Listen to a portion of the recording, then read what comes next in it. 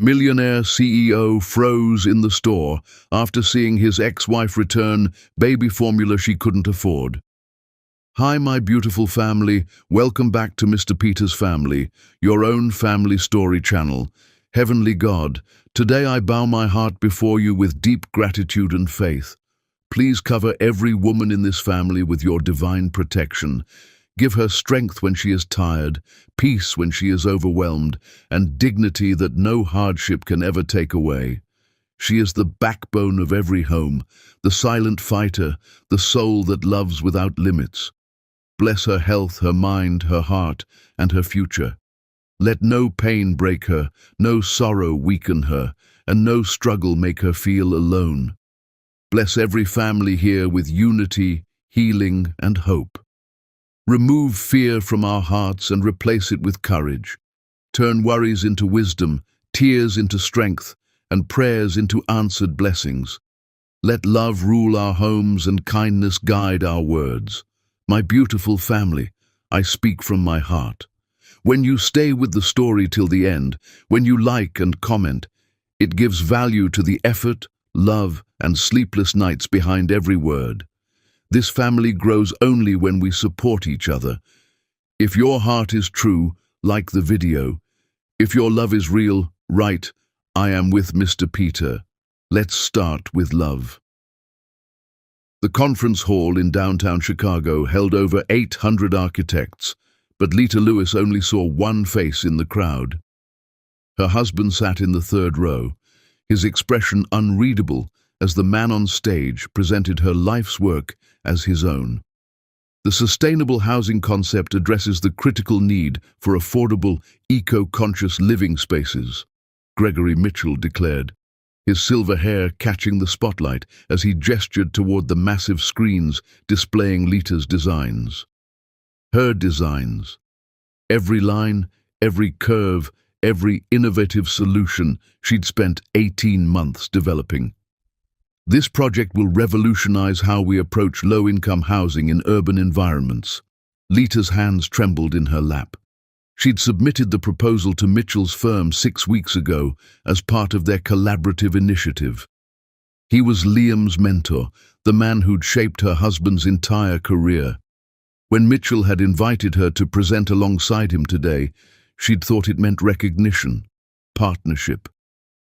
Instead, she sat in the audience watching her visions stolen in real time. The morning sickness she'd been battling for weeks intensified. She pressed a hand to her stomach, where a secret neither she nor Liam knew about, yet grew with each passing day. She'd planned to tell him tonight, after the conference, when they'd celebrate what she'd thought would be her breakthrough moment. The integration of solar absorption materials with rainwater harvesting creates a self-sustaining ecosystem, Mitchell continued, clicking through slides that showed her handwritten notes, her sketches, her innovations presented as his genius. A young architect in the front row raised her hand. Mr. Mitchell, I've seen similar concepts attributed to Lita Lewis. Did you collaborate with her on this? The room shifted. Heads turned. Lita felt hundreds of eyes searching for her. Mitchell's smile never wavered. Mrs. Scott worked as a junior consultant on the preliminary research. Of course, the core architectural vision and implementation strategy came from our senior team. Junior consultant. The words hit like a physical blow. Lita stood, her chair scraping loudly in the silent auditorium. She needed air, needed to escape before she vomited or screamed or both. But as she moved toward the aisle, the moderator's voice stopped her. We have time for one more question before the panel discussion. A woman near the back stood. This question is for Liam Scott of Henderson and Associates. Your firm competed for the same grant funding. You've seen both proposals. In your professional opinion, whose original concept was this? The room went completely still. Lita turned, finding Liam in the crowd. He was already looking at her, his face pale. He knew. Of course he knew. He'd seen her work scattered across their dining table for months, had listened to her talk through problems at midnight, had held her when she cried from frustration, and laughed when she made breakthroughs. "Liam," the moderator prompted. Gregory Mitchell placed a hand on Liam's shoulder as he stood. A warning. A reminder of everything the older man controlled: partnerships, recommendations, the career path Liam had been climbing since graduate school. Lita watched her husband's face. She saw the calculation behind his eyes, the quick assessment of costs and benefits that made him brilliant at his job. She saw the moment he made his choice. "The concept," Liam said slowly, his voice steady and professional, "came from a collaborative process between our firms. Architecture at this level is rarely the product of a single vision. Not a lie, not the truth. Just careful, cowardly words that protected everyone except her." Something inside Lita shattered so completely, she wondered if the people around her could hear it break. Mitchell beamed. "Exactly right.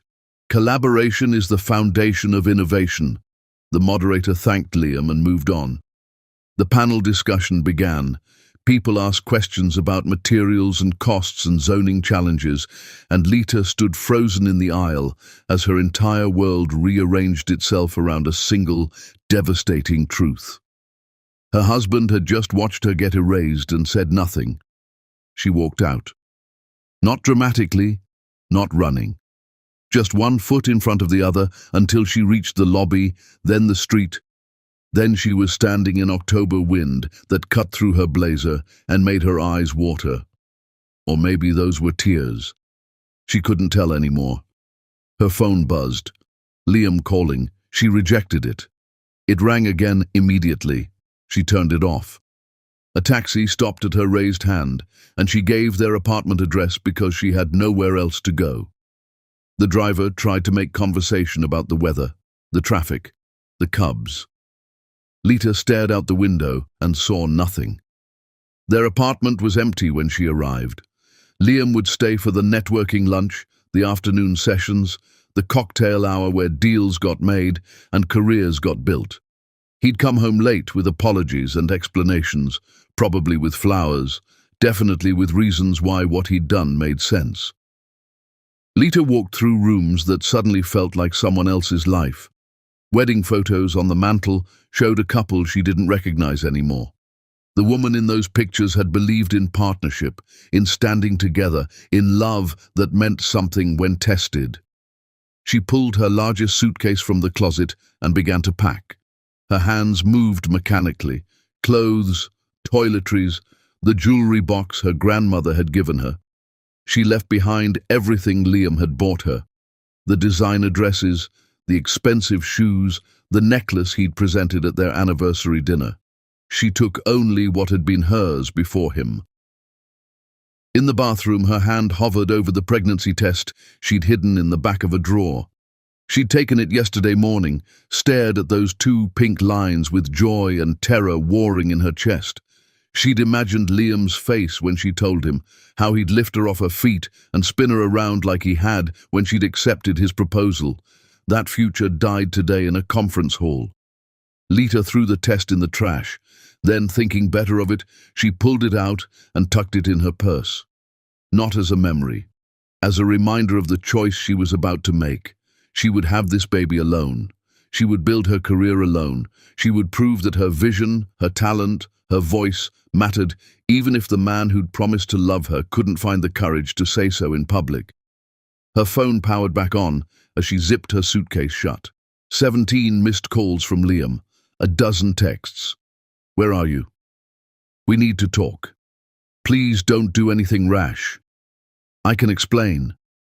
She typed one message back. "You already explained everything." Then she blocked his number, called another taxi, and left behind the only life she'd known since moving to Chicago. The taxi driver asked where to this time. Lita opened her banking app, looked at the savings account she'd kept separate from their joint finances. Enough for a few months if she was careful. Enough for a fresh start if she was brave. "The bus station," she said. "Going somewhere nice?" Lita touched her stomach, where something smaller than a poppy seed was already changing everything. "Somewhere he'll never think to look." The city blurred past her window. Somewhere in a conference hall, Liam was probably realizing she'd really left. Somewhere in a future she couldn't yet see, she'd be standing on her own 2 feet, raising a child, building a life from the wreckage of this one. But right now, in the back of a taxi, heading toward an unknown destination, Lita Lewis made herself a promise. She would never let anyone silence her again. The bus station was chaos, crying children, impatient travelers, announcements echoing off concrete walls. Lita studied the departure board with clinical detachment. Not west toward family, who'd ask questions. Not south where Liam had connections. Not east where she'd be too close to memories. North, Detroit. A city rebuilding itself, where architects with vision and no money could still make a difference. Where no one knew her name or her story or her shame. She bought a ticket with cash. Waiting for her bus, she felt her phone vibrate with blocked call attempts. She imagined Liam at their apartment now, seeing the empty closet, the missing suitcase, the life she'd extracted from their shared space, like pulling a thread from fabric. Would he search for her? Probably. Would he find her? Not if she was careful. Would he even understand why she'd left? That was the question that hurt most. Because if he truly understood, he never would have stayed silent in the first place. Final boarding for Detroit, the announcement crackled overhead. Lita stood, gripping the handle of her suitcase. One last moment to change her mind, to go back, to believe that love could survive cowardice. But she'd seen his face when he made his choice.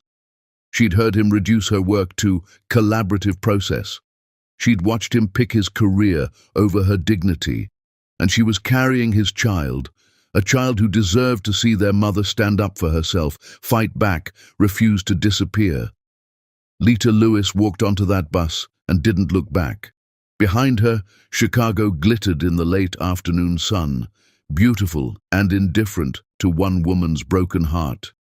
Ahead of her, Detroit waited in the gathering darkness, a city of ruins and renaissance, where she would learn that the hardest thing about starting over isn't leaving the past behind. It's forgiving yourself for ever believing the lies. Chapter 2. Rebirth in Ashes. The apartment in Detroit's Corktown neighborhood smelled like mildew and old paint, but the rent was cheap and the landlord didn't ask questions. Lita stood in the center of the empty studio, her suitcase at her feet, and wondered if this was what rock bottom looked like. Through the single window, she could see abandoned buildings across the street, their windows like missing teeth in a broken smile. This wasn't the life she'd imagined, this wasn't the future she'd planned, but it was hers, and hers alone. That first night, she slept on the floor, wrapped in her coat, because she couldn't afford a mattress yet. Morning sickness woke her before dawn, and she vomited into the rusty sink while November wind rattled the window frame. When she was done, she looked at herself in the cracked bathroom mirror and barely recognized the woman staring back. "You can do this," she whispered to her reflection. "You have to." The construction company hired her despite her obvious pregnancy. They needed drafters, people who could read blueprints and spot problems before they became disasters. The pay was terrible, the hours were brutal, but Lita showed up every day with her hard hat and her determination, and slowly she stopped feeling like she was drowning. Shane was born on a Tuesday in June, screaming his way into the world with Lita's determination and Liam's eyes. She held him in the hospital room, alone, because there was no one else, and felt something shift inside her chest. Not healing exactly, but purpose. "You and me," she whispered against his tiny forehead. "We're going to be just fine." She named him Shane because it meant gift from God, and that's what he was. A gift she didn't deserve, but would spend every day earning. The months blurred together in a haze of exhaustion. Lita went back to work when Shane was 6 weeks old, leaving him with an elderly neighbor who charged less than the daycares. She drafted blueprints during the day, took freelance design work at night after Shane fell asleep, and learned to function on coffee and sheer stubborn will. Her notebooks filled with designs, better housing, smarter sustainability, innovations that could change how cities approached affordable living. She'd sketch until her hand cramped, then hold Shane against her chest and promise him that someday, it would all mean something. When Shane was 8 months old, Lita noticed he didn't respond to loud noises. At first, she told herself she was paranoid, exhausted, imagining problems. But mothers know. Deep in their bones, they know when something's wrong. The audiologist's office smelled like sanitizer and broken dreams. Moderate to severe hearing loss in both ears, the doctor said, her voice gentle but clinical. We'll need to fit him for hearing aids. There are programs that can help with cost, therapy options, early intervention. Lita stopped hearing the words. She looked at Shane in her lap, babbling happily at his own fingers, completely unaware that his world was different from everyone else's, that he'd faced challenges she couldn't protect him from, that loving him wouldn't be enough to fix this. How much? She asked. For everything. The hearing aids, the therapy, all of it. The numbers the doctor quoted made Lita's vision blur. She walked out of that office with pamphlets and payment plans and a new understanding of what the word impossible actually meant.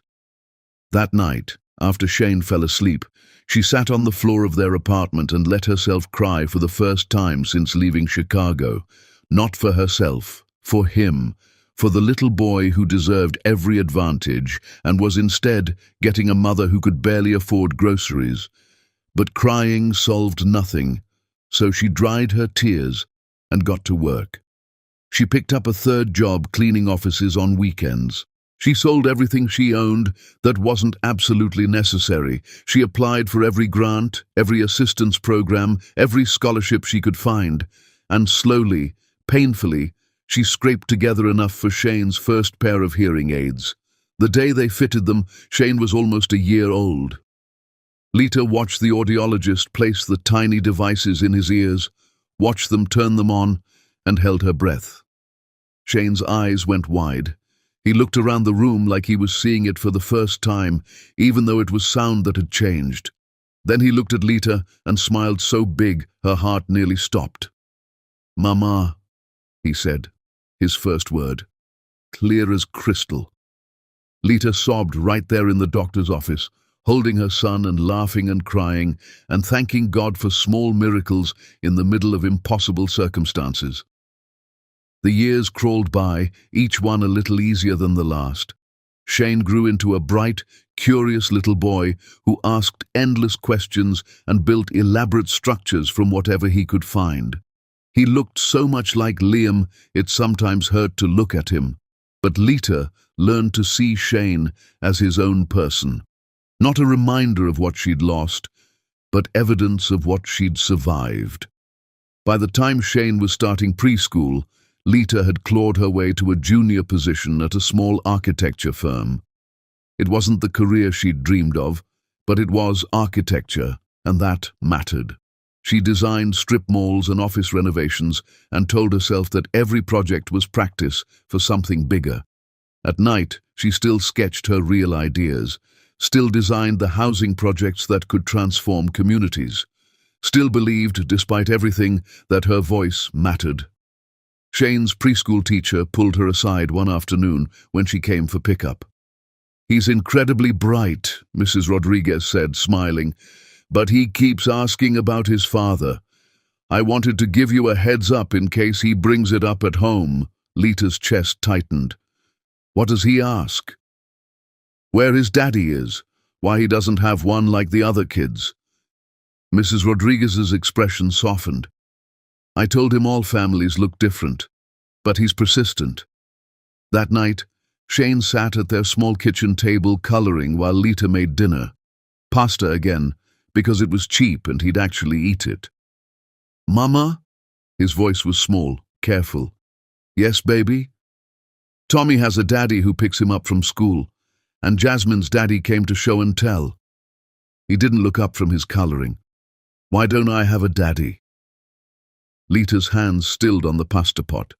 She'd known this conversation was coming, had practiced answers in her head 1,000 times, but none of them felt right when faced with her son's actual question. She sat down beside him, turning his chair so they faced each other. "You do have a daddy," she said carefully, "but he and we couldn't be together anymore. Sometimes grown-ups make choices that hurt, even when they don't mean to." Shane's forehead wrinkled in concentration. "Did he hurt you?" "Not the way you're thinking, but yes, he hurt my feelings very badly." "Is he a bad man?" Lita took a breath. This was the moment she could poison her son against his father, could paint Liam as a villain and herself as the hero. But Shane deserved better than her bitterness. "No," she said honestly. "He's not a bad man. He wasn't strong enough to be the kind of daddy you deserve." Shane thought about this, his little fingers tracing patterns on the table. Could he get stronger? The question hit like a punch. Could Liam change? Could cowardice be unlearned? Could silence be broken? "I don't know, baby. Maybe. People can surprise you sometimes." "Do you think he knows about me?" Lita's throat closed. "No. He doesn't know you exist." "Oh." Shane picked up his crayon again, accepting this the way kids accept rain or bedtime or any other fact of life. "Can I show you what I drawed?" Just like that, the conversation ended, and Lita was left staring at her son's drawing of their apartment, complete with stick figures of her and him, and wondering if she'd made the right choice keeping Shane a secret, wondering if Liam ever thought about her, wondering if, somewhere in Chicago, he still believed his silence had been justified. Later that night, after Shane was asleep, Lita pulled out her most recent design project, a competition for innovative community housing sponsored by a National Architecture Foundation. The prize was substantial, the recognition life-changing. Entries had to be submitted under a professional name, and she'd been using her grandmother's maiden name, Marcus Chen, to avoid any connection to her past, to the theft, to Liam. She'd won smaller competitions this way, built a quiet reputation in design circles as an up-and-coming architect with radical ideas about sustainable living. Nothing that connected back to Lita Lewis or Mrs. Scott or the woman who'd disappeared from Chicago's architecture scene without explanation. This competition was different, bigger, the kind of opportunity that could change everything. Lita worked until her eyes burned, refining every detail, perfecting every measurement. Shane slept in the next room, his soft snores punctuated by the whir of his hearing aids charging on the nightstand. Everything she did for him. Every sacrifice, every late night, every compromise with exhaustion. The submission deadline was midnight. She uploaded her portfolio at 11:45, then sat back and let herself imagine, just for a moment, what winning might mean. Financial security, recognition, the chance to build something that mattered. The chance to prove that Gregory Mitchell had been wrong, that Liam had been wrong, that she was exactly as talented as she'd always believed, with or without their approval. Her phone buzzed with a confirmation email. Submission received. She was in the running. Lita looked around their small apartment, the thrift store furniture, the drawings Shane had taped to every wall, the life they'd built from nothing but determination and love. It wasn't much, but it was theirs. And if she won this competition, if Marcus Chen's designs caught the right attention, maybe it could be even more. Maybe she could give Shane the life he deserved. Maybe she could finally prove that leaving had been worth the cost. Outside, Detroit slept under winter stars, a city of second chances and stubborn survivors. Lita Lewis closed her laptop and allowed herself the dangerous luxury of hope. Not for reconciliation, not for Liam, but for herself. For the woman she was becoming in the ruins of who she'd been. Chapter 3. The Shattering. The pediatric wing of Chicago's St. Catherine Hospital smelled like antiseptic and hope. Liam Scott stood in the back of the auditorium, champagne flute untouched in his hand, wondering why he'd bothered coming to this charity gala when every face in the room reminded him of how empty success felt. Partner at Henderson and Associates, corner office with views of the lake, his name on buildings across the city, everything he'd sacrificed for, everything he'd chosen over her, and it all tasted like ash. Liam, Patricia from the zoning board waved him over. You must meet the keynote speaker. She's pioneering the most incredible work with hearing-impaired children. He followed because refusing would be rude, because networking was expected, because standing alone with his thoughts was worse. The speaker was already on stage, a striking woman in her 40s whose passion radiated through every word.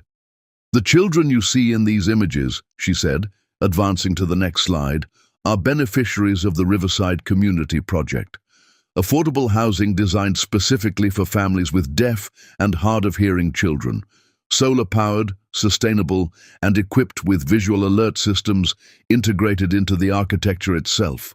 The screen showed a small neighborhood of beautiful, modest homes, families on porches, kids playing in a shared courtyard, and in the corner of one photo, a woman Liam hadn't seen in over 4 years. His champagne glass hit the floor. Everyone turned at the crash. Liam barely noticed. He was staring at the screen, at Lita's profile as she knelt beside a young boy, helping him with something out of frame. She looked older, thinner, but unmistakably her. And the boy had his eyes, his jaw, his exact shade of dark hair. The project architect wishes to remain anonymous, the speaker continued, but her vision has transformed how we think about accessible housing. This single mother has created an entire community while raising her own son, who you can see here with his mother. Single mother. Her own son. Liam's legs moved without permission. He was pushing through the crowd, desperate to get closer to the screen, to see better, to confirm what his heart already knew, but his mind refused to accept. "Sir, are you all right?" Someone grabbed his elbow. He shook them off, eyes locked on the image. The boy wore hearing aids, small modern devices that caught the light. He was laughing at something, and even in a still photograph, Liam could see the intelligence in his expression, the joy, the life. His son. He had a son. The presentation continued. More images of the Detroit project, testimonials from residents, data about success rates and community impact. Every slide felt like another knife because they all showed the same truth. Lita had built something extraordinary while he'd been building his career on foundations of theft and cowardice. She'd been pregnant when she left. Had to have been. The timeline screamed it. She'd walked away carrying his child and never told him, and the worst part was that he understood exactly why. When the presentation ended, Liam bolted from the auditorium. He made it to his car before the full weight of realization hit. His hands shook so badly he couldn't get the key in the ignition. His son. He had a son with hearing loss who he'd never met, never held, never even knew existed. A son Lita was raising alone in Detroit, building communities and changing lives while Liam had been, what? Winning contracts, impressing clients, destroying everything that mattered. He called his assistant. "Cancel everything tomorrow. Actually, cancel the rest of the week. Mr. Scott, you have the Morgan presentation. I don't care. Cancel it." He drove through the night, 6 hours straight to Detroit, fueled by coffee and the desperate need to see them with his own eyes. The address wasn't hard to find. The Riverside Community Project was featured in architectural journals, celebrated for its innovation. He found it just as dawn broke over the city. The neighborhood was exactly as the photos showed. Small, beautiful homes arranged around a central courtyard.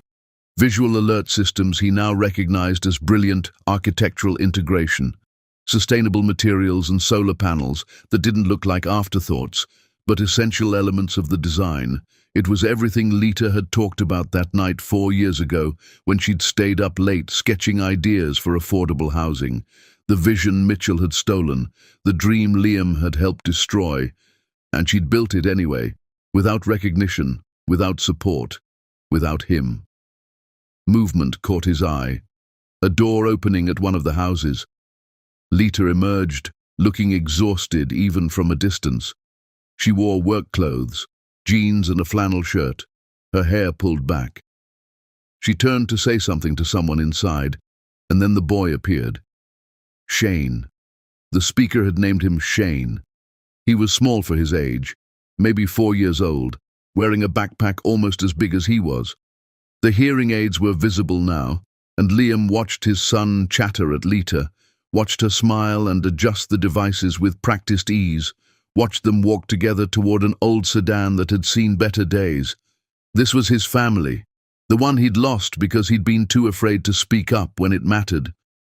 Liam sat in his car and watched them drive away, and something inside him cracked open, not dramatically, just a quiet shattering of every excuse he'd ever made for himself, every justification, every reason he'd given for why his career had to come first. He pulled out his phone and stared at Mitchell's name in his contacts. The mentor who'd shaped his career, the man whose approval he'd valued more than his wife's dignity, the thief Liam had protected with his silence. His thumb hovered over the delete button. Then he made a different call. Henderson and Associates, how may I direct your call? This is Liam Scott. I need to schedule a board meeting, emergency session, this afternoon if possible. Mr. Scott, the board's schedule. Tell them it's about Gregory Mitchell. Tell them I have evidence of intellectual property theft. Tell them it can't wait. He hung up before she could respond. The drive back to Chicago felt longer than the drive there. Liam's mind replayed everything. Lita's face at the conference, her silence after, the pregnancy test she must have taken and never shared. She'd been scared and hurt and carrying their child, and he'd been too busy protecting his career to wonder why she'd really left. The board meeting was tense. Senior partners who'd worked with Mitchell for decades, junior associates who owed him their positions, and Liam, standing at the head of the conference table with a USB drive containing 4 years of evidence he'd been too cowardly to use. Gregory Mitchell stole a complete architectural proposal from Lita Lewis, Liam said without preamble. I have the original files, time-stamped and documented. I have her preliminary sketches. I have the submission she made to his firm, and I have his presentation at the national conference where he claimed her work as his own. I was there. I watched him do it. And when someone asked whose concept it was, I lied to protect him. The room went silent. Liam, his mentor's voice came from the speakerphone. Mitchell was in Dubai on business. We've discussed this. It was a collaborative. It was theft. And I'm prepared to go public with this evidence, unless you resign immediately and issue a formal acknowledgement of what you did. You're ending your career over this? Mitchell's laugh was sharp. Over some woman who couldn't handle the competitive nature of our field?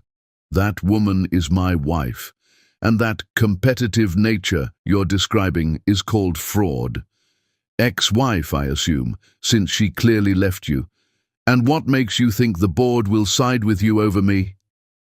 Liam looked around the table at the faces he'd worked with for years. Some looked uncomfortable. Others looked calculating. None looked particularly surprised. Because I'm willing to lose everything to tell the truth. And everyone in this room knows that if this evidence becomes public, the firm faces lawsuits, reputation damage, and potentially criminal charges. Mitchell resigns and apologizes publicly, or I take this to every architecture journal, every news outlet, and every professional organization that will listen. The silence stretched. Finally, the board chairman spoke. Gregory, I think it's time we discussed your retirement package. Mitchell's rage exploded through the speaker, but Liam had stopped listening. He walked out of that conference room, out of the building, and kept walking until his phone rang with calls from partners demanding he come back. demanding he reconsider, demanding he think about his future. He answered, none of them. Instead, he went to his penthouse apartment, looked around at the expensive furniture and the view he'd sold his soul for, and felt nothing but disgust. His engagement ring sat on the bathroom counter. His fiancée had left it there 2 weeks ago when she'd finally accepted that his heart belonged to a ghost. Liam picked up the ring and threw it in the trash. Then he pulled out his laptop and began typing his resignation letter. Not just from Mitchell's firm, from everything. The partnerships, the contracts, the career he'd built on compromises and cowardice.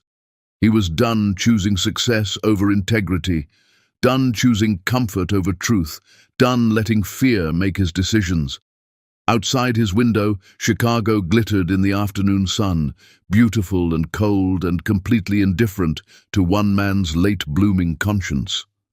But somewhere in Detroit, a woman was raising their son alone, building communities and changing lives, and she didn't even know that everything was about to change. Liam hit send on his resignation and allowed himself one moment of pure terror at what he'd just done. Then he started planning. Not how to win her back. He didn't deserve that kind of arrogance, but how to make things right. How to support his son. How to prove through actions, not words, that he'd finally found the courage she'd needed 4 years ago. It was too late to undo the damage, but maybe it wasn't too late to stop making it worse. Chapter 4. The Investigation of the Soul. Detroit in February was brutal. Liam had found a small apartment in Corktown, close enough to Lita's community project to feel like he was making progress, far enough that she wouldn't accidentally discover him before he was ready. If he'd ever be ready. If ready was even possible. The private investigator's report sat on his second-hand coffee table, and Liam couldn't stop reading it even though each word felt like a physical assault. Subject gave birth alone at Detroit Receiving Hospital. No family present.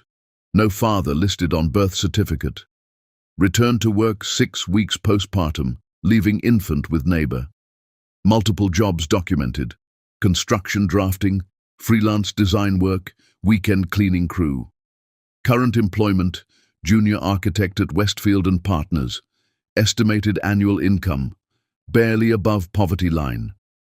Child diagnosed with moderate to severe bilateral hearing loss at 8 months. Subject applied for 17 different assistance programs. Sold personal belongings to afford initial hearing aids.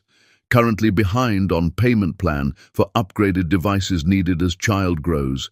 Liam had to stop reading there because his hands were shaking too badly to hold the pages. She'd done it all alone.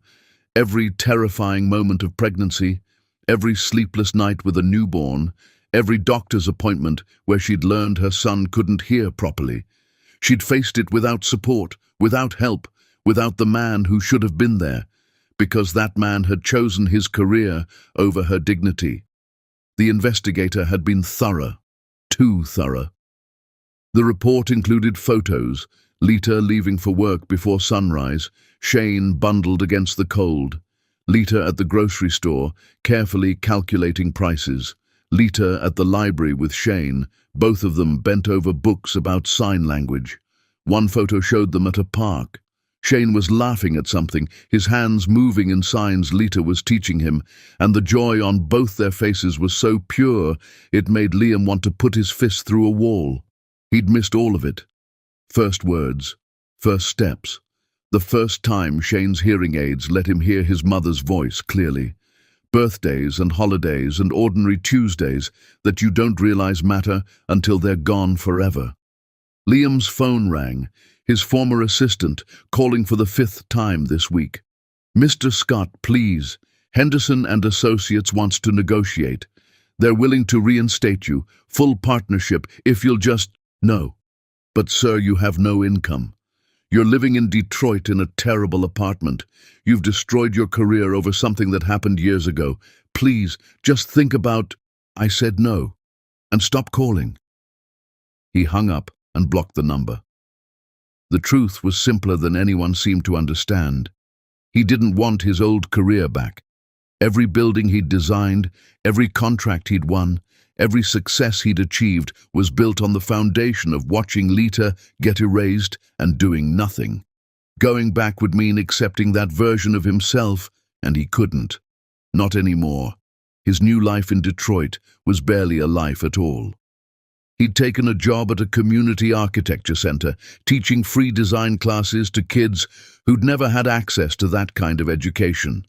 The pay was essentially nothing. His apartment was a studio smaller than his old walk-in closet. But for the first time in 4 years, when he looked in the mirror, he didn't completely hate the man staring back.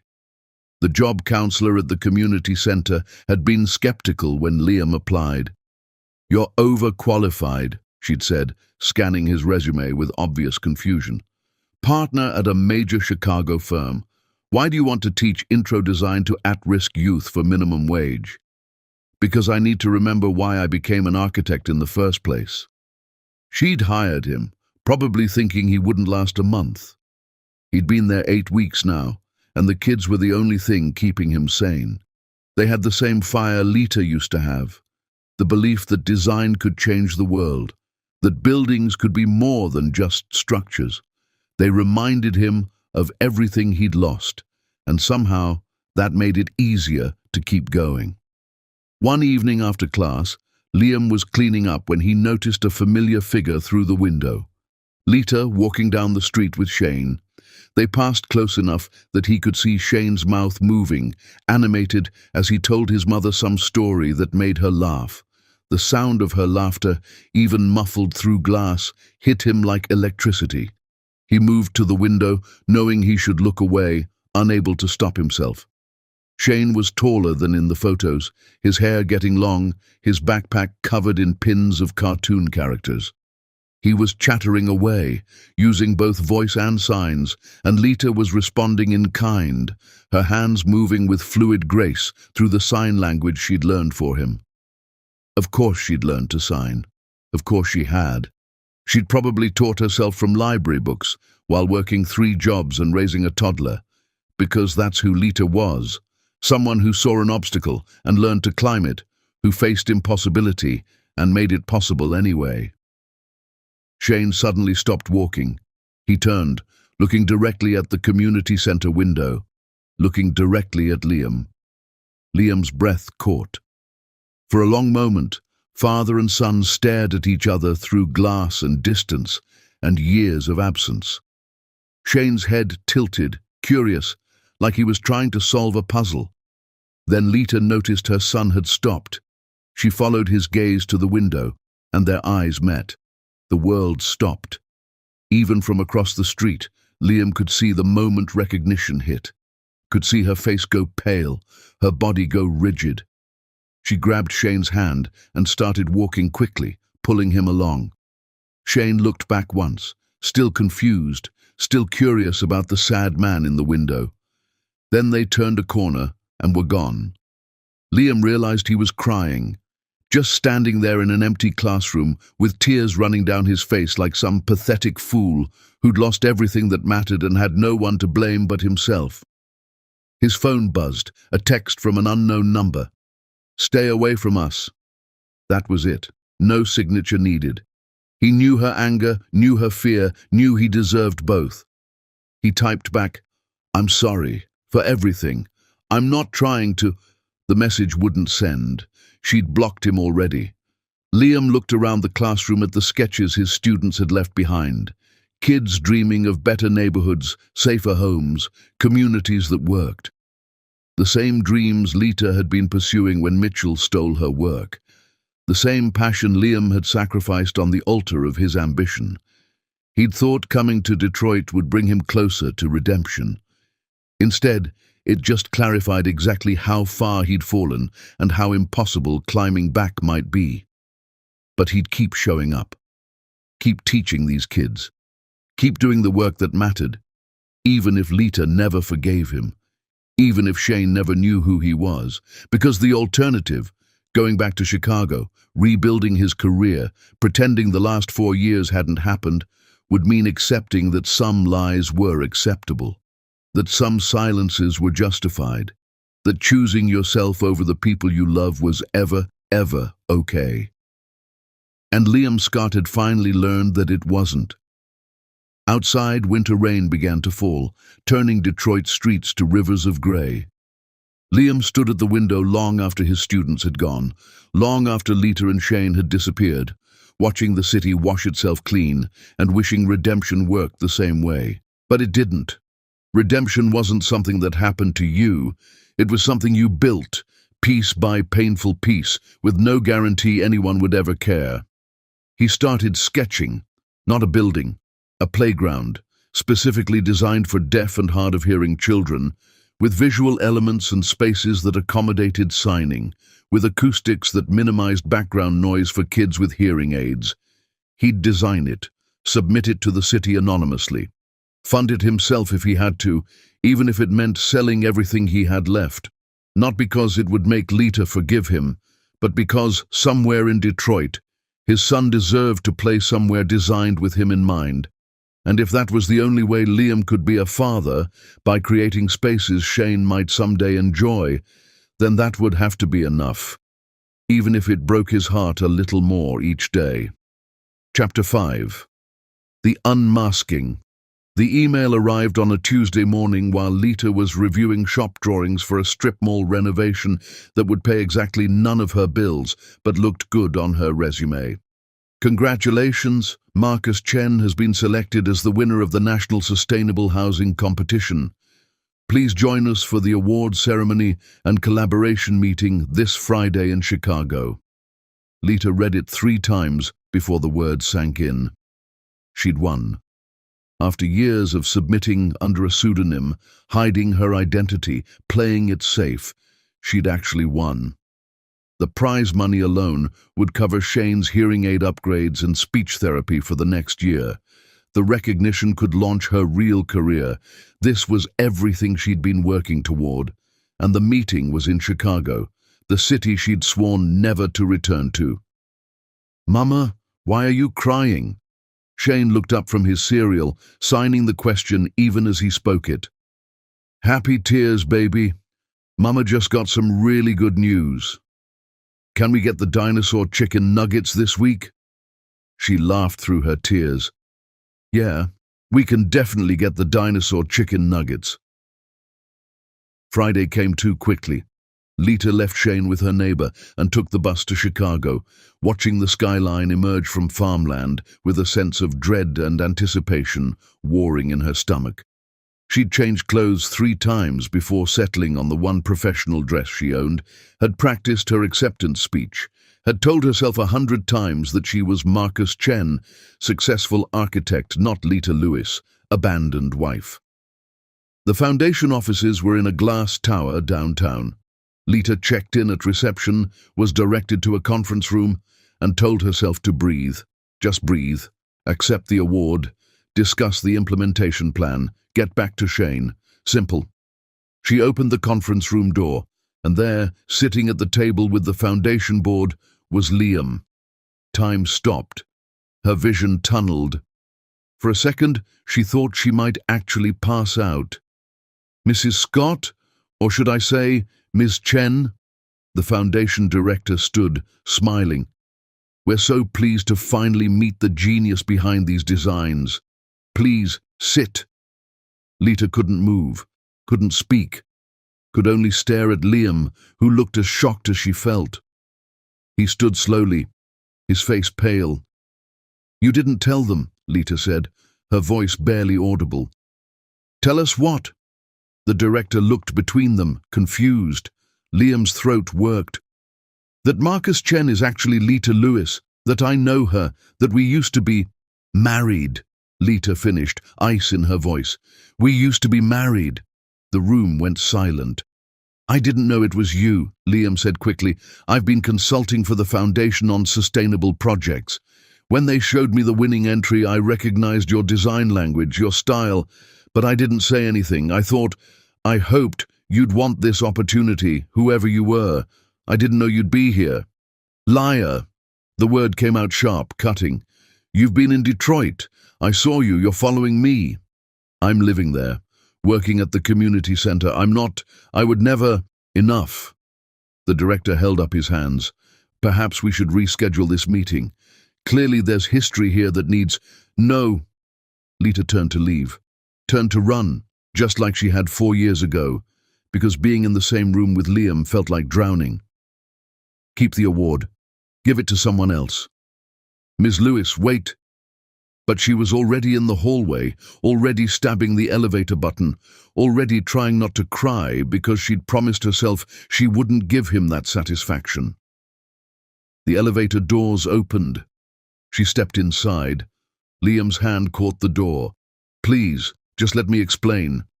Get away from me. She tried to push the closed door button, but he stepped inside with her.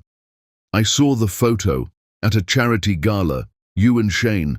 I didn't know about him until then, I swear. The elevator began its descent.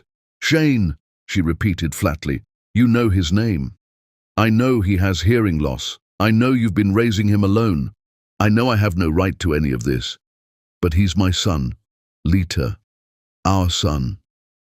You lost the right to call him that when you stayed silent. I know I did. And I've spent every day since trying to... The elevator stopped. Lita lunged for the doors as they opened, but Liam followed her into the lobby. I quit my job, he said desperately. I exposed Mitchell. He lost everything. His position, his reputation. I made sure everyone knew what he did to you, what I did by protecting him. She spun on him. And you think that fixes anything? You think destroying your career erases 4 years of me struggling alone? No. I think it's the bare minimum of what I should have done 4 years ago.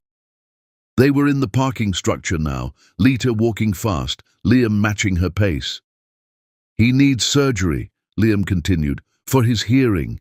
The investigator... You hired an investigator? She stopped so suddenly he nearly ran into her. You had someone following us? Watching my son? I needed to know if you were okay. If he was okay. We're fine. We don't need you. The surgery costs more than you make in a year. How dare you? Her voice shook with rage. How dare you investigate my finances, my life, my son? You gave up that right when you chose your career over me. I was wrong. The words exploded out of him. I was a coward, and I was wrong, and I have spent every single day since you left hating myself for it. I can't take it back. I can't undo the damage, but I can help Shane now. I can make sure he gets the medical care he needs. I don't want your guilt money. It's not about guilt. He's my son. No. Lita stepped close, her finger jabbing his chest. He's my son. Mine. I carried him when you didn't know he existed. I held him when he cried. I was there when they told me he was deaf. I learned to sign for him. I worked 3 jobs to afford his hearing aids. Me, not you, never you. I would have been there if I'd known. But you didn't know, because I left and didn't tell you. And you know what? I'd do it again. Every single time. Because my son deserves better than a father who can't stand up for what's right. Liam's face crumbled. I'm not that person anymore. I don't care who you are now. Stay away from us. She found her car, the ancient sedan she'd bought for $800 cash, and got in. Through the windshield she could see Liam standing there, tears running down his face in the middle of a parking garage, and for just a second she felt something crack in her chest. Then she remembered the conference, his silence, the way he'd watched her get erased and chosen his mentor over her. She started the car and drove away. Only when she was on the highway back to Detroit did she let herself fall apart. She pulled over at a rest stop and sobbed, her hands shaking on the steering wheel, her heart pounding so hard she thought it might break through her ribs. He'd seen their son, knew about Shane, knew about the hearing loss and the struggle and everything she'd worked so hard to keep private. And worse, much worse, was the tiny, traitorous part of her that had seen his face and felt something other than anger, that had noticed how thin he'd gotten, how broken he looked, how his voice cracked when he said their son's name. Her phone rang. Unknown number. She answered without thinking. What? Ms. Lewis, this is the foundation director. I want to apologize for the ambush today. We had no idea about your connection to Mr. Scott.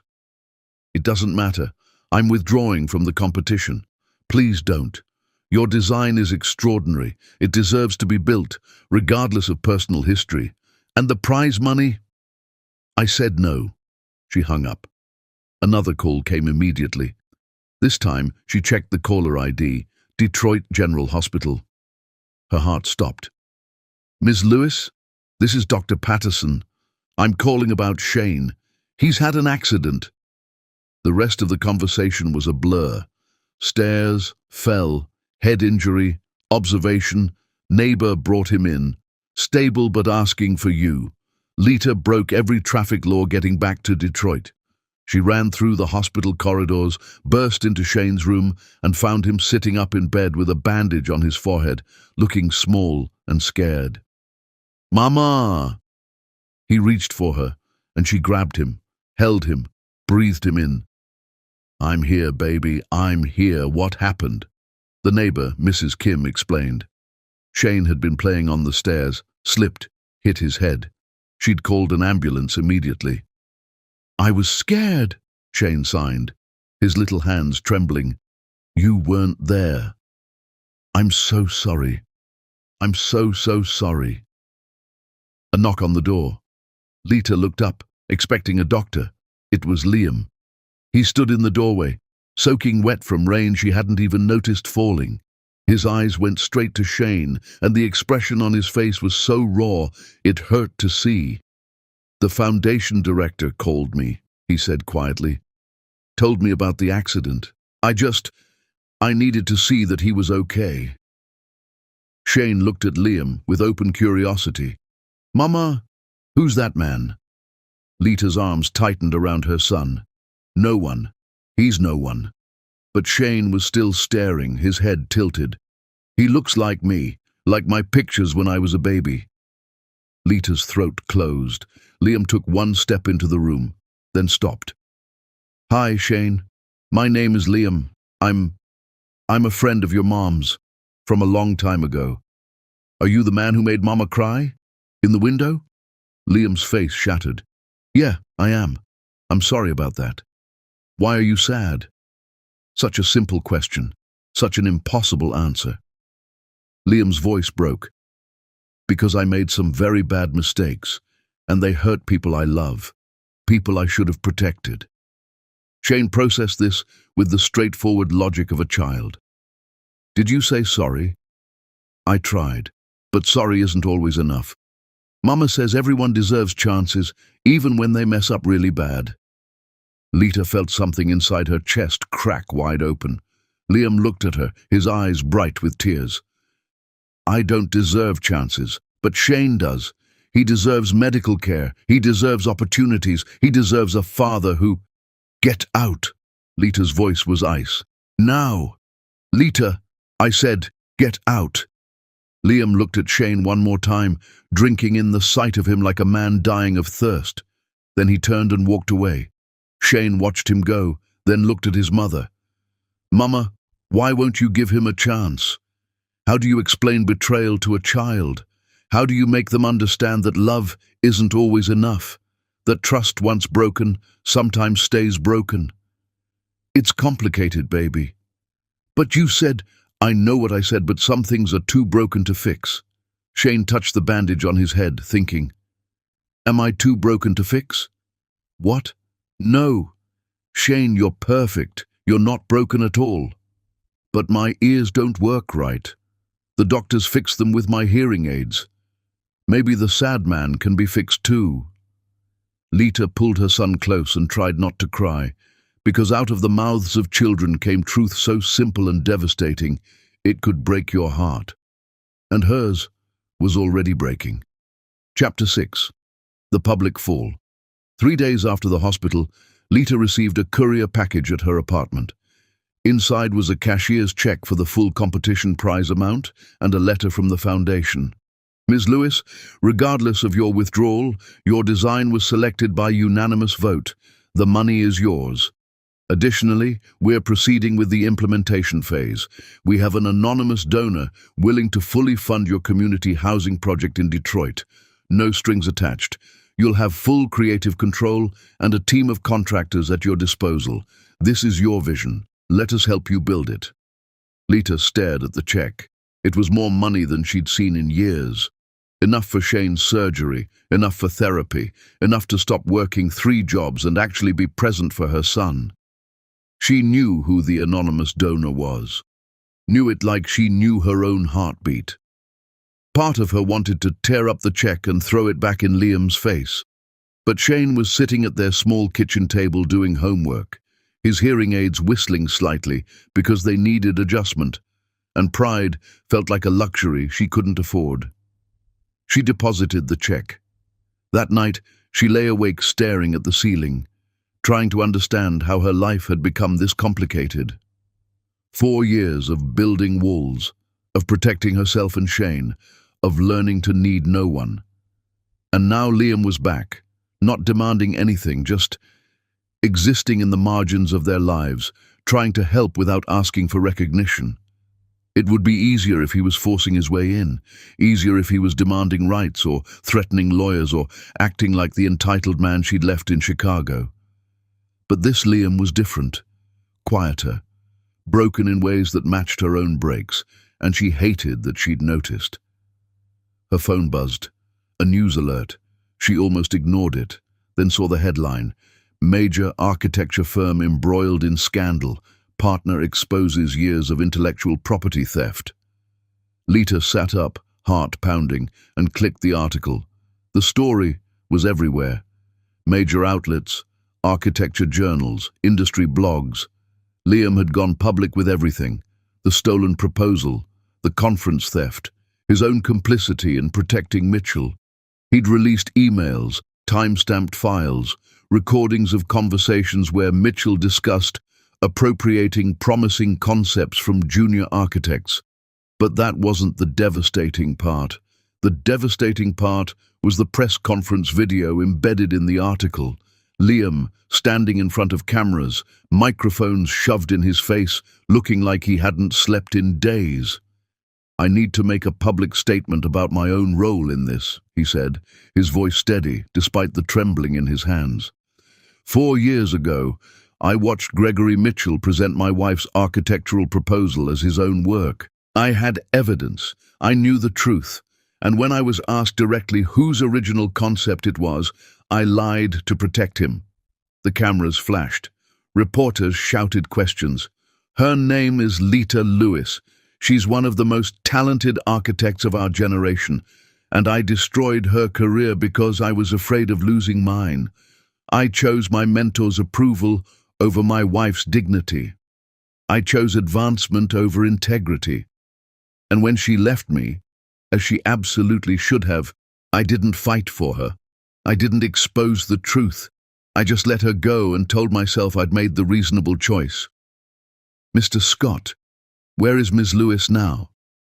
"Building the sustainable housing projects she envisioned 4 years ago, raising our son alone because I didn't deserve to know he existed, succeeding despite everything I failed to do for her." "You have a child?" Liam's face crumpled. "I have a son I've never held, a son who needed medical care while I was winning contracts for buildings that mean nothing, a son who asked his mother why she wouldn't give me a chance, and she was right to say no because chances have to be earned, and I haven't earned anything." Lita couldn't breathe. "This press conference is my resignation from architecture," Liam continued. "Effective immediately, I'm surrendering my license, my certifications, and my partnership shares. The settlement money from the lawsuit against Mitchell is being donated entirely to programs supporting women architects and accessible design for people with disabilities. I'm also establishing a scholarship in Lita Lewis's name for emerging architects from underrepresented communities." "Mr. Scott, isn't this career suicide? My career was built on a foundation of lies. Destroying it isn't suicide, it's honesty. What will you do now?" "Whatever I can to make amends, teach, build, support the communities I should have been supporting all along. and stay far away from my family unless they decide I've proven myself worthy of a chance I don't deserve." The video ended. Lita sat in her dark apartment, watching it again, and again, and again. He'd destroyed himself, publicly, completely. Not asking for forgiveness, not demanding credit, just accepting responsibility and walking away from everything he'd valued more than her. Her phone rang. Unknown number again. "Ms. Lewis, this is Jennifer Parker from Architecture Today. We'd love to get your statement on the Mitchell scandal and Liam Scott's resignation." Lita hung up. It rang again. Different reporter. Same questions. She turned off her phone. In the next room, Shane slept peacefully, unaware that his father had just obliterated his own life in public. Unaware that the man he'd asked about was trying to atone for sins Shane didn't even know existed. Lita walked to the window and looked out at Detroit's lights.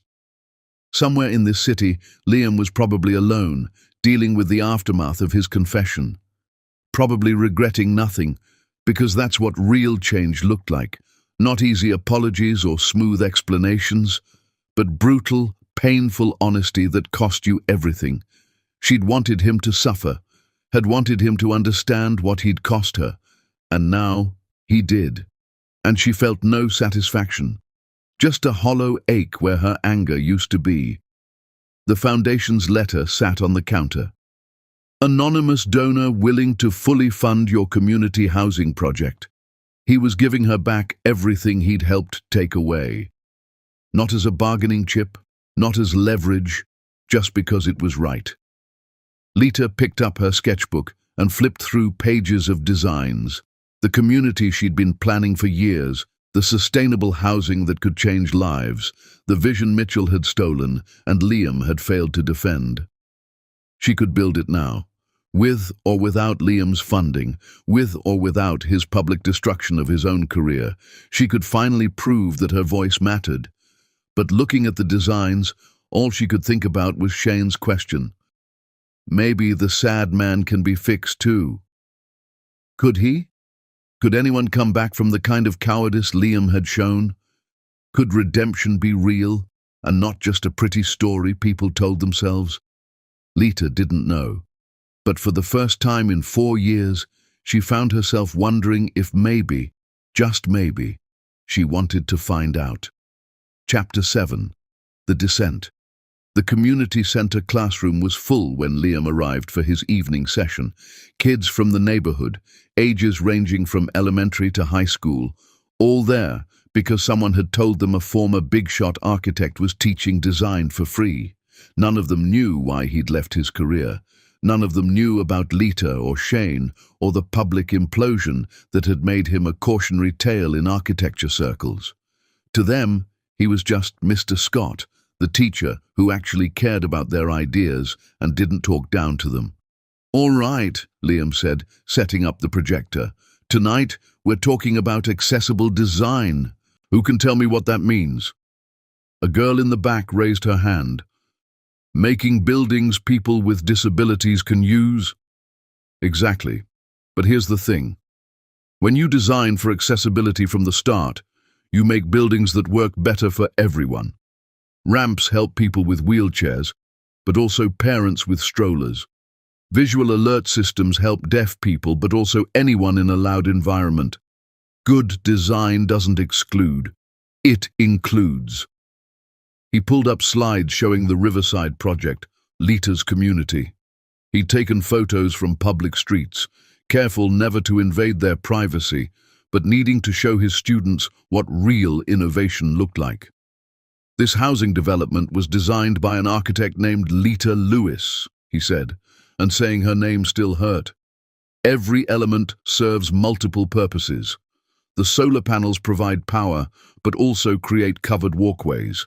The courtyard layout encourages community while providing sightlines for safety. The visual alert systems are beautiful architectural features, not afterthoughts. "Is she famous?" one of the kids asked. "She should be. She's brilliant. But the industry didn't recognize her work for a long time." "Why not?" Liam paused, weighing honesty against appropriateness. because people with power sometimes take credit for other people's ideas, and sometimes the people who could speak up choose to stay silent. The kids nodded like this made perfect sense, and Liam realized they probably understood betrayal better than he'd given them credit for. These were kids from neighborhoods where promises got broken every day, where adults failed them constantly.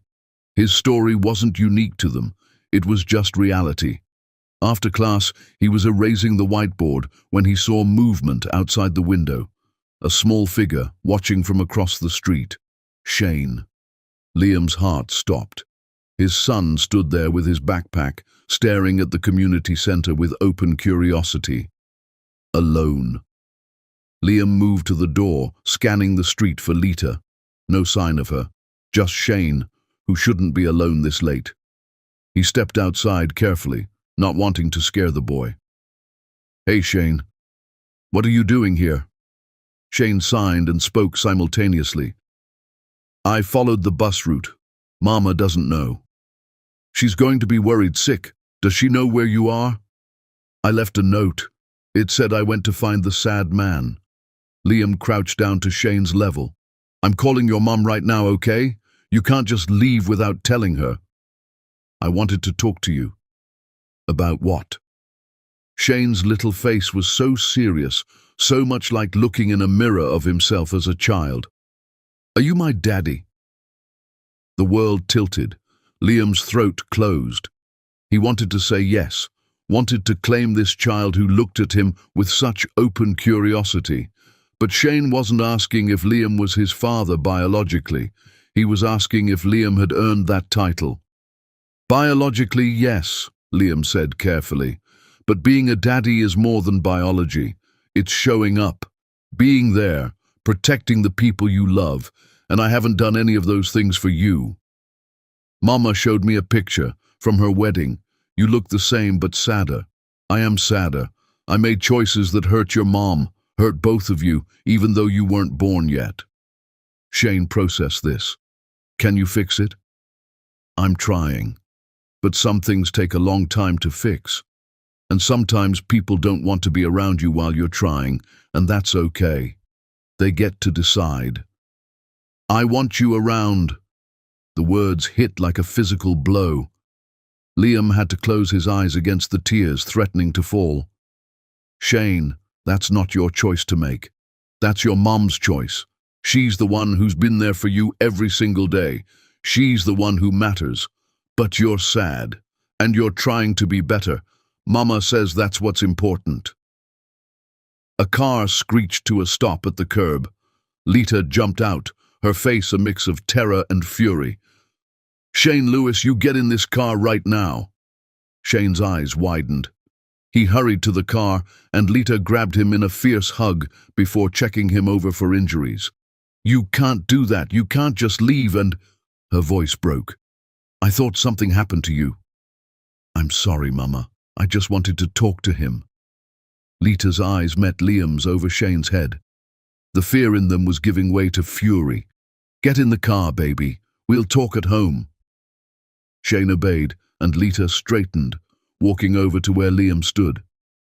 "I didn't ask him to come," Liam said immediately. "I was about to call you. Stay away from him." Her voice shook. "Stay away from both of us. I mean it, Liam. You can't just... You don't get to..." She stopped, composing herself. "He asked if I'm his father," Liam said quietly. "I told him biology doesn't make someone a dad. That you're the one who matters. That you get to decide if I'm ever part of his life." Lita's expression cracked. "He saw your press conference. Someone at school showed him. He has questions I don't know how to answer." "What do you want me to do?" "I want you to disappear. I want you to have stayed disappeared 4 years ago. I want..." She stopped, breathing hard. "I want to stop feeling like I'm drowning every time I see you." "I'm sorry. I'm so sorry for all of it." "Sorry doesn't fix anything." "I know. But it's all I have." They stood there in the growing darkness, years of pain hanging between them like a physical barrier. "The foundation approved my housing project," Lita said finally. Full funding. They told me about the anonymous donor. Liam said nothing. It's you, isn't it? You gave them your entire settlement from the Mitchell lawsuit. It's your money. He stole your work. You deserve every penny. I don't want your guilt money. Then don't think of it as mine. Think of it as justice, as what should have been yours 4 years ago. Lita laughed, but there was no humor in it. You can't buy forgiveness, Liam. I'm not trying to buy anything. I'm trying to do what's right. 4 years too late. Yes, 4 years too late.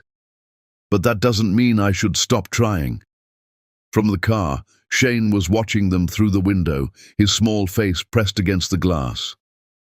He needs surgery soon, Lita said, her voice softer. For his hearing. The doctor says the window for optimal results is closing. I know. I can. The competition money covers it. I don't need your help. I know you don't need it. But I'm offering it anyway, not as his father, as someone who owes you more than he can ever repay. Lita looked at him for a long moment. You really destroyed your career. For what? To feel better about yourself? To stop being the man who watched you get erased? Even if it's too late to matter to you, it matters to me. Why now? Why not 4 years ago? Because 4 years ago I was a coward. I'm still a coward, but I'm trying to be a little less of one every day. A car drove past, its headlights illuminating Lita's face. She looked exhausted, beautiful and exhausted, and still the strongest person Liam had ever known. I need to get Shane home, she said finally. Yeah, of course. She turned to go, then stopped. The community center. You're really teaching there. Every Tuesday and Thursday, free design classes for kids who wouldn't otherwise have access. Why? Because someone once told me that architecture could change the world. I forgot that for a while. I'm trying to remember. Lita's expression was unreadable. Don't get close to Shane again. If he tries to find you, you call me immediately. Understand? Yes. She got in her car and drove away, taking with her the only 2 people in the world who mattered to Liam. He stood there long after her taillights disappeared, thinking about Shane's question. Can you fix it? The honest answer was, probably not. But he could keep trying, could keep teaching these kids, keep doing the work that mattered, keep being the man he should have been all along. Even if Lita never forgave him, even if Shane never knew him as anything but the sad man, even if the rest of his life was spent in the shadow of the moment he'd stayed silent, because the alternative, giving up, going back, accepting that some failures were permanent, would mean everything he'd lost had been for nothing. And Liam refused to let that be true. Chapter 8. The Breaking of Walls. Shane's surgery was scheduled for the first week of March. Lita had circled the date on her calendar, had arranged time off work, had explained to Shane in simple terms what would happen. He'd been brave about it, the way kids are brave when they don't fully understand what they're facing. The night before the surgery, Shane couldn't sleep. Mama, will it hurt? The doctors will make sure you don't feel anything during the surgery. After, it might hurt a little, but they'll give you medicine. Will I be able to hear better? That's what we're hoping for, baby. Will I hear like normal kids? Lita's heart broke. You are normal, Shane. Your ears just work differently. The surgery will help them work even better. He was quiet for a while then. If I can hear better, will my daddy want to meet me? The question came out of nowhere, and Lita wasn't prepared for it. What makes you think that? The kids at school say daddies leave when something's wrong with their kids. If I get fixed, maybe he'll come back. Lita pulled Shane close, breathing through the rage and grief warring in her chest. Listen to me. Nothing is wrong with you. You are perfect exactly as you are. If your daddy isn't here, it's because of choices he made. Adult choices that have nothing to do with you. But the sad man said, Shane, we talked about this. You can't go looking for him. I didn't. He's at my school now. Lita's blood went cold. What? He's teaching a class about buildings. Mrs. Rodriguez said he used to be famous, but gave it all up to help kids like me. Of course he was. Of course Liam had found another way to orbit their lives without directly intruding. The next morning, Lita dropped Shane off at her neighbor's house and went directly to Shane's elementary school. She found the principal in her office. I need to know about the architecture program. Principal Martinez looked up, surprised. The volunteer program. It's wonderful. Mr. Scott has been teaching our students about sustainable design, career opportunities in architecture. The kids love him. How long has he been doing this? About a month. He approached us offering to volunteer. Given his credentials, we were thrilled. Why? Is there a problem? Lita's hands clenched. That's my ex-husband, and he's teaching classes my son attends without my permission. Martinez's expression changed. I'm so sorry. We had no idea. I can remove him from the program immediately. No. The word surprised Lita as much as it did the principal. No, don't. Just make sure he's never alone with Shane. Ever. Of course, Ms. Lewis, if there's any concern about safety. There isn't. He's not dangerous. He's just... What was Liam?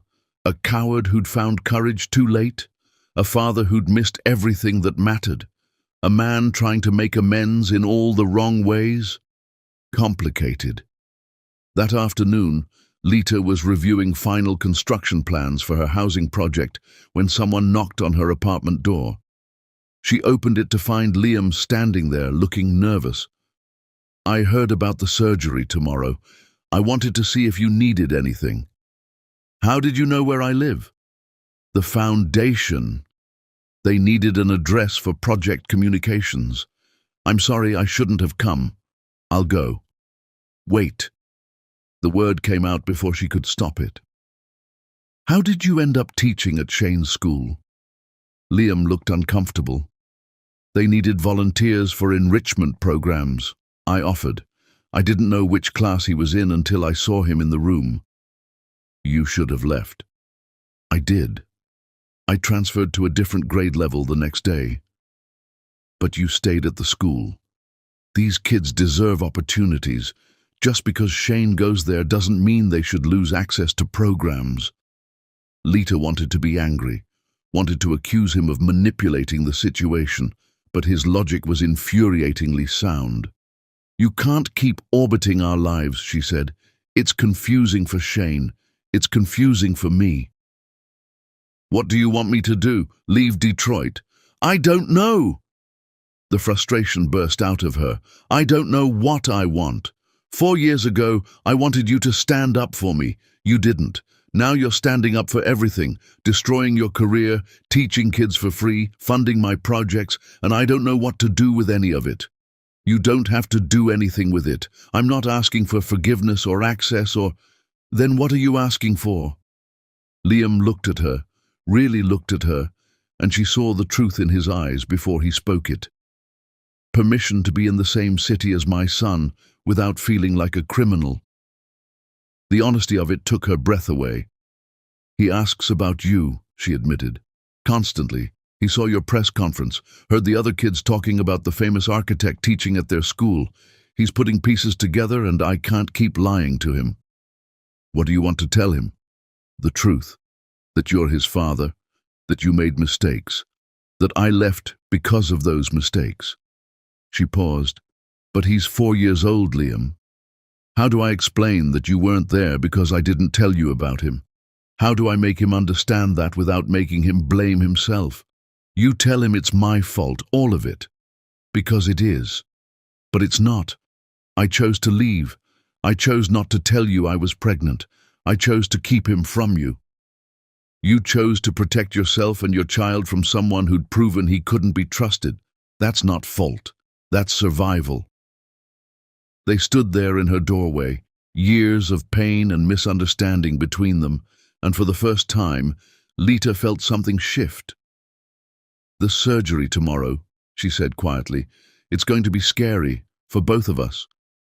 "Do you want me there?" Every instinct screamed no. But looking at Liam's face, seeing the desperate hope mixed with resignation, she thought about Shane's question. "Will my daddy want to meet me?" "Not in the room," she said finally. "Not with Shane, but in the waiting room, if you want." Liam's breath caught. "Are you sure?" "No, but Shane asked if his daddy would want to meet him if he got fixed. I need him to see that you showed up, that his worth isn't conditional on his hearing." "God, Lita," Liam's voice broke. "I never wanted him to think—" "I know, but kids internalize things. They blame themselves. He needs to know you're here because you want to be, not because he earned it." "I'll be there, whatever you need." The next morning, the hospital was cold and sterile and terrifying. Shane was brave until they came to take him back for prep. Then he clung to Lita and started crying. "I'm scared, Mama." "I know, baby, but I'll be right here when you wake up. I promise. Don't leave." "Never. I'm not going anywhere." They took him back, and Lita stood there feeling like her heart was being extracted through her chest. She made it to the waiting room before her knees gave out. And there was Liam, sitting in the corner with coffee and a beaten-up paperback, looking as terrified as she felt. Their eyes met across the room. He stood cross to her and, without asking permission, pulled her into his arms. Lita should have pushed him away, should have maintained the walls she'd spent 4 years building. But she was so tired and so scared, and he was solid and warm, and for just a moment she let herself lean on someone else. "He's going to be fine," Liam whispered against her hair. "He's strong, like his mother." She pulled back, wiping her eyes. Don't do this." "Do what?" "Be comforting, be here, be the person I needed 4 years ago. It's too late for that." "I know it's too late. But Shane needed his father to show up today, and for once in my useless life, I'm going to be where I'm supposed to be." They sat together in tense silence, watching the clock, waiting for updates. Other families came and went. Liam got more coffee. Lita pretended to read a magazine. Finally, the surgeon emerged. "Ms. Lewis, the surgery went perfectly. He's in recovery now. You can see him soon." Lita nearly collapsed with relief. Liam caught her elbow, steadying her. "Thank you," she breathed. "Thank you." When they let her back to recovery, Shane was groggy but smiling. Lita held his hand and cried and laughed and promised him ice cream for dinner. "Did it work?" Shane signed, his speech slurred from anesthesia. "The doctor says it went great, but it'll take time to heal before we know how much it helped." "Is my daddy here?" Lita's breath caught. "What?" "You said he'd be here, that he wanted to meet me." She hadn't said that, had only said Liam would be in the waiting room, but Shane's hopeful face was so open, so trusting. "He's here," she admitted, "in the waiting room. Can I see him?" Every protective instinct screamed no, but she'd promised Shane that his father's presence wasn't conditional, that showing up mattered. For a minute, just a minute, she went to the waiting room where Liam was pacing like a caged animal.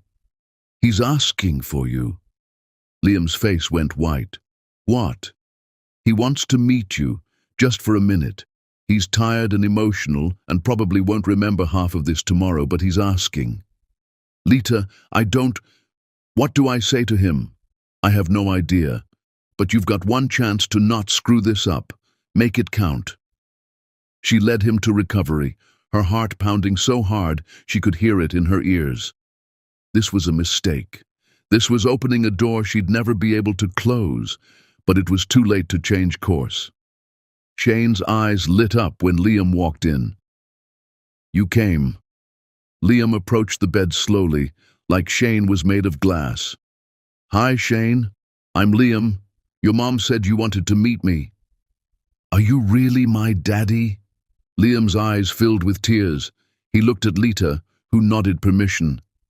"Yes," Liam said, his voice breaking. "I'm really your father." "Where were you?" The question was simple. The answer was impossible. "I made mistakes," Liam said carefully. "Big ones. Mistakes that hurt your mum, and that's why we're not together. But those mistakes were never about you. You are perfect and wonderful, and I wish I'd known about you from the beginning." Shane processed this with the straightforward logic of a child. "Mama says everyone makes mistakes." "Your mama is right, but some mistakes cost more than others, and my mistakes cost me the chance to know you. Do you want to know me now?" Liam's face crumpled completely. He looked at Lita, silently begging permission for an answer she wasn't ready to give. "That's up to your mama," he said finally. "But yes, more than anything in the world." Shane smiled, his eyes already closing from exhaustion. "Okay, that's good." Within seconds, he was asleep. Liam and Lita stood on opposite sides of Shane's hospital bed, their son between them, and the weight of everything unsaid pressed down like atmosphere. "Thank you," Liam whispered, "for letting me meet him." Lita couldn't speak, could only nod, because she'd just done the most terrifying thing she could imagine. She'd let Liam Scott back into their lives, and she had no idea if it was the bravest thing she'd ever done or the biggest mistake. Chapter 9. The storm breaks. 3 weeks after the surgery, Shane's hearing had improved dramatically. The audiologist was thrilled with the results. Shane was thrilled to hear birds clearly for the first time, and Lita was exhausted from fielding Shane's constant questions about his daddy. She'd set strict boundaries after the hospital. Liam could send letters, could contribute financially to Shane's care, could even send birthday and holiday gifts, but no visits, no phone calls, no direct contact. Liam had agreed to everything without argument, which somehow made it worse.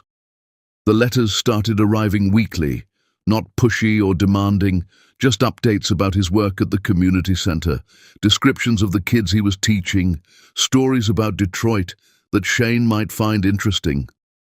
He never asked to see Shane, never begged for more access, just existed at a respectful distance, proving through consistency that he wasn't going anywhere. Shane treasured every letter. He'd make Lita read them multiple times, would sleep with them under his pillow, would dictate responses that Lita would transcribe and send back. "Tell him about the bird I saw. Tell him I got a star on my math test. Tell him I miss him." That last one broke something in Lita's chest.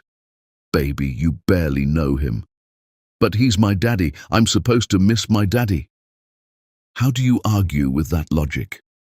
The Riverside expansion project was moving faster than expected.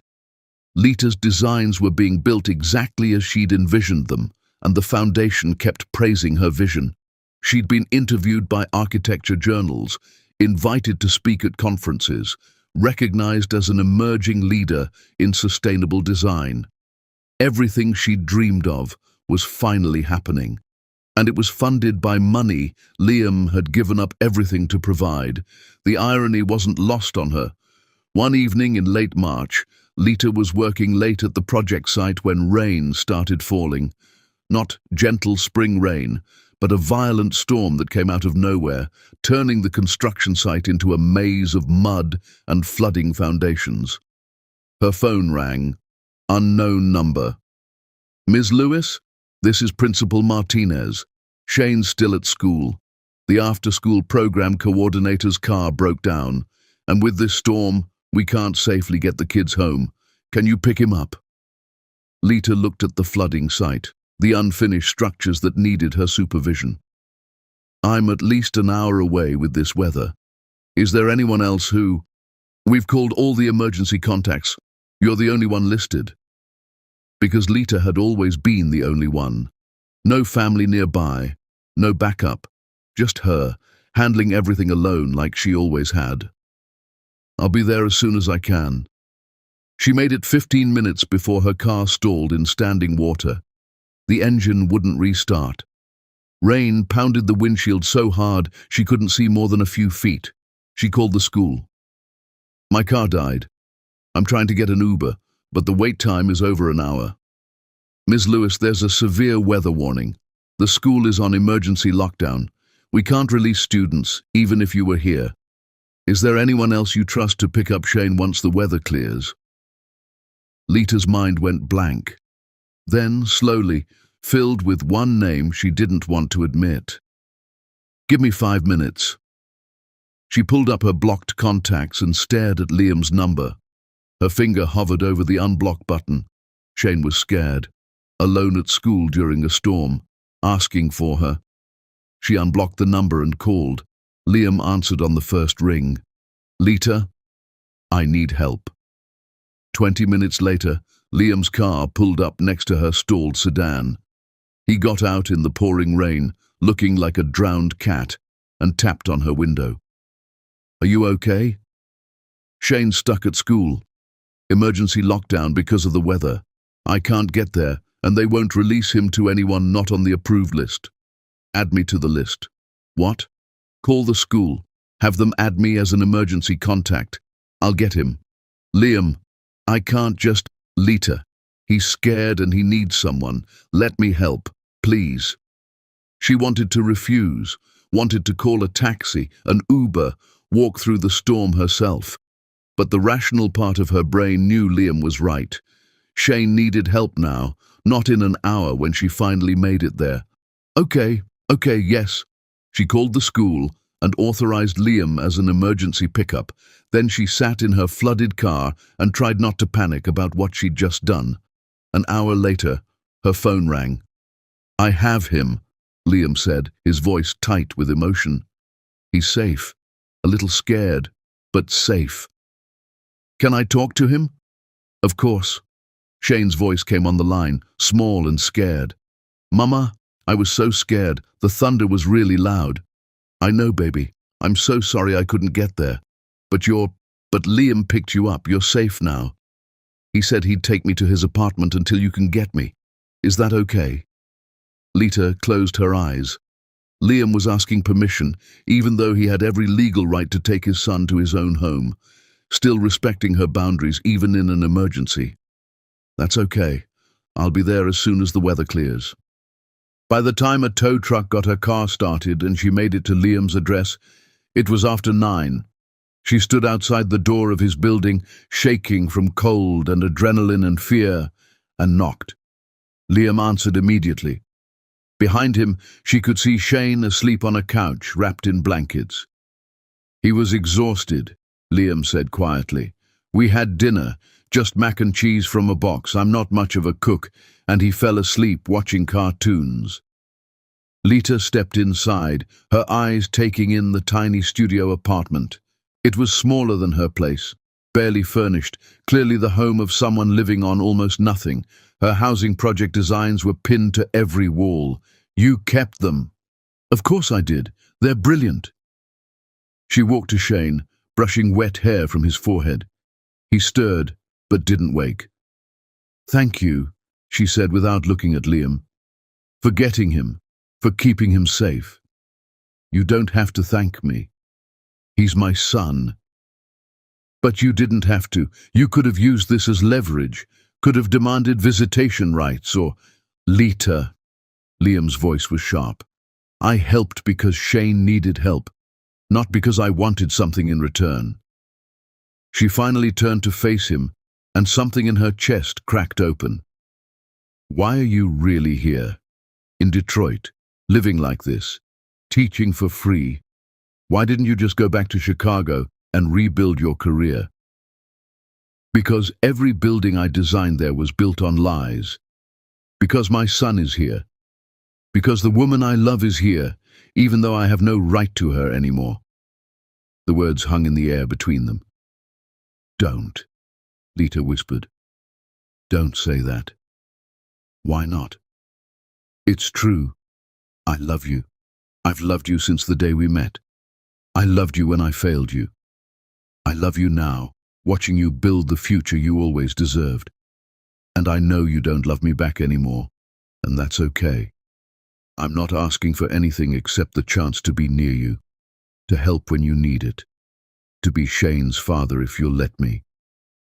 Lita's eyes filled with tears. You broke my heart. I know. You watched them steal my work and said nothing. I know. You chose your career over our marriage. I know. And now you expect me to just forgive you because you gave up that career? Because you're teaching kids and living in a tiny apartment and saying the right words? No. Liam's voice was steady. I don't expect forgiveness. I just expect to keep showing up, every day, for the rest of my life, whether you ever forgive me or not. The rain pounded against the windows. Shane slept peacefully on the couch, and Lita Lewis stood in the middle of a man's apartment and felt 4 years of walls beginning to crumble. He asked me today if you were coming to his birthday party next month. Liam's breath caught. What did you tell him? I said I'd think about it. She wiped her eyes. He's drawing you pictures, writing you stories. He made a Father's Day card in March because he didn't want to wait until June. Lita, I'm terrified, she interrupted. Terrified of letting you in. Terrified of you leaving again. Terrified that Shane will get hurt if this doesn't work. I won't leave. I swear to you, I won't. You can't promise that. Life happens. People change. You changed once before, maybe you'll change again. Then don't trust my promises. Trust my actions. I've been here 6 months. I've respected every boundary. I've never asked for more than you're willing to give, and I'll keep doing that for as long as it takes. Lita looked at him, really looked at him. The expensive suits were gone, replaced by worn jeans and a t-shirt from some community event. The arrogance he'd worn like armor was gone, replaced by humility that looked almost painful. He'd lost weight, gained shadows under his eyes, looked like a man who'd been broken and was trying to figure out how to be whole again, just like her. One dinner, she said finally, with Shane, not at your place or mine, somewhere neutral. Okay. And if he gets overwhelmed, if it's too much, we leave immediately. Okay. And this doesn't mean I'm not saying... I know, Liam said softly. You're not promising anything. You're just giving me a chance to be a father to our son. That's more than I deserve. Lita picked up Shane, who murmured sleepily against her shoulder. Thank you. For today. For respecting the boundaries. For not pushing. Thank you for trusting me enough to call. She carried Shane to the door, then paused. The designs on your wall. You've been studying them. Every day. They're teaching me more about architecture than any job I ever had. They're yours too, you know. You helped me work through some of the early concepts, before everything fell apart. They were always yours. I just got to watch genius at work. Lita didn't trust herself to respond. She just walked out into the rain with her son in her arms and her heart in pieces, and the terrifying knowledge that maybe, possibly, she was starting to believe in second chances, even if they scared her more than anything else in the world. Chapter 10. The Reckoning. Shane's birthday fell on a Sunday in May, when Detroit was finally shaking off winter and remembering how to be beautiful. Lita had planned a small party at the park, just Shane, a few school friends, cake, and carefully controlled chaos. Shane had asked one question over and over.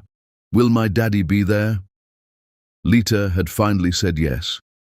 Now she stood in the park, watching Shane play with his friends, and tried not to watch the parking lot for Liam's car. She'd told herself this was for Shane, just a birthday party, nothing more. But her heart was pounding like she was about to jump off a cliff. Liam arrived exactly on time, carrying a wrapped present that looked homemade. He approached cautiously, like he was walking through a minefield. Hi. Hi. Lita's voice came out steadier than she felt. He's been asking about you all morning. I almost didn't come. Thought maybe it would be easier if I didn't. But you did.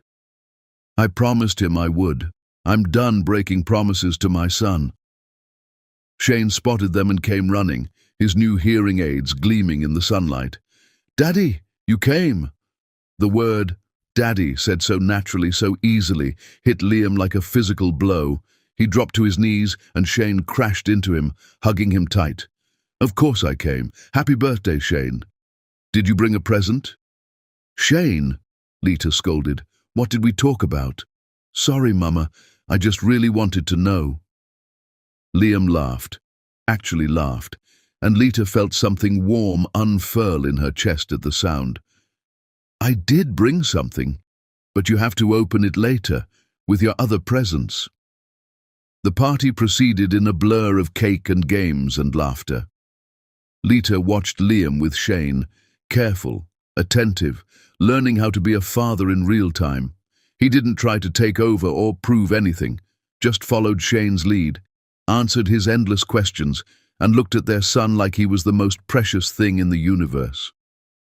When Shane opened Liam's present later, it was a handmade book. Every page was a different drawing of buildings, with explanations written in simple language about how architecture could change communities. "I made it for you," Liam said, as Shane flipped through the pages, his eyes wide. "Because your mama is the most brilliant architect I know, and I thought you should understand what she does." Shane looked up at Lita. "Is this true, Mama?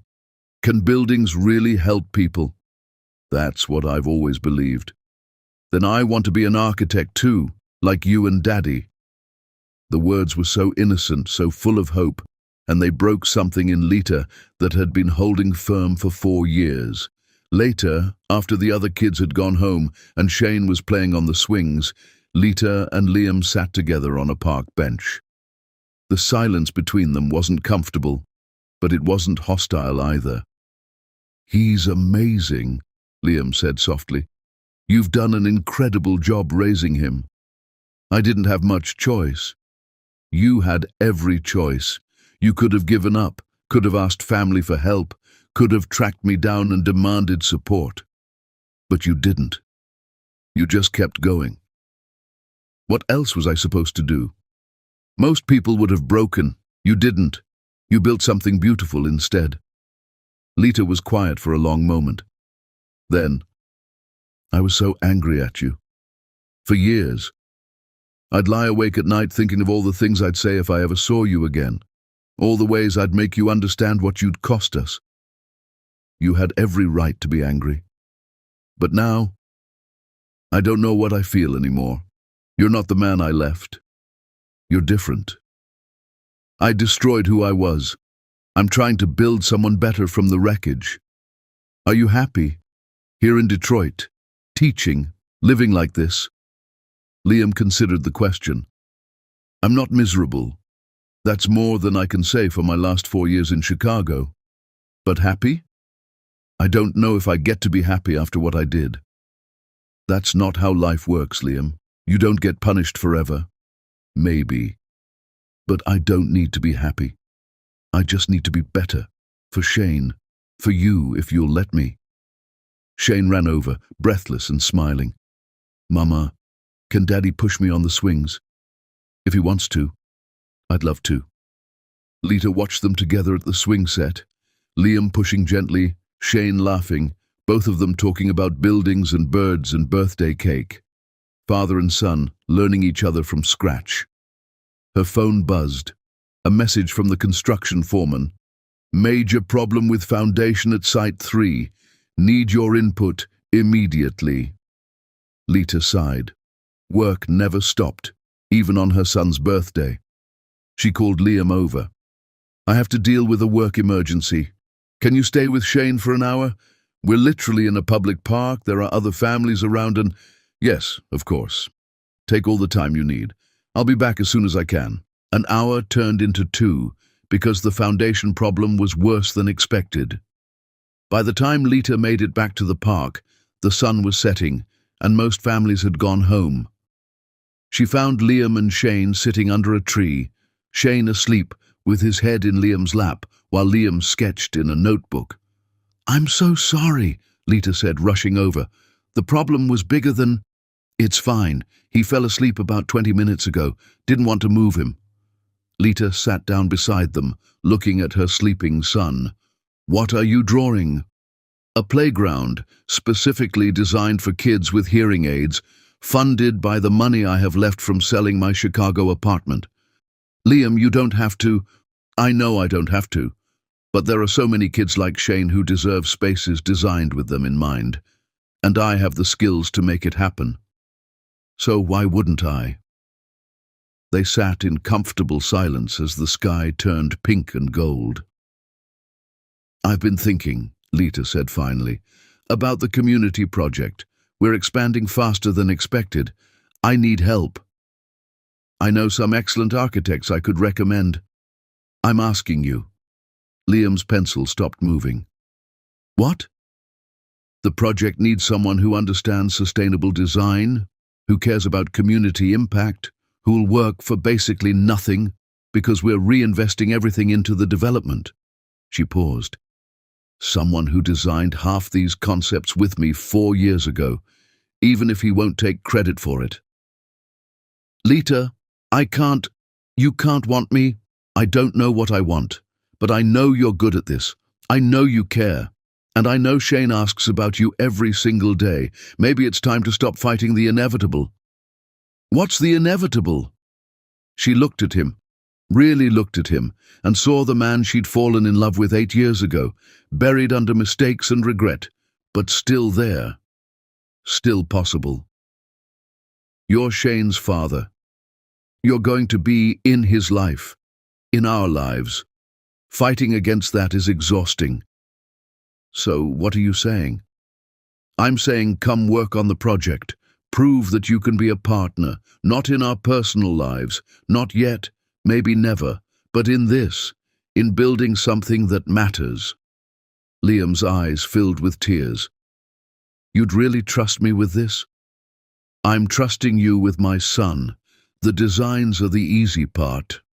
Shane stirred, blinking awake. He saw both his parents sitting beside him and smiled.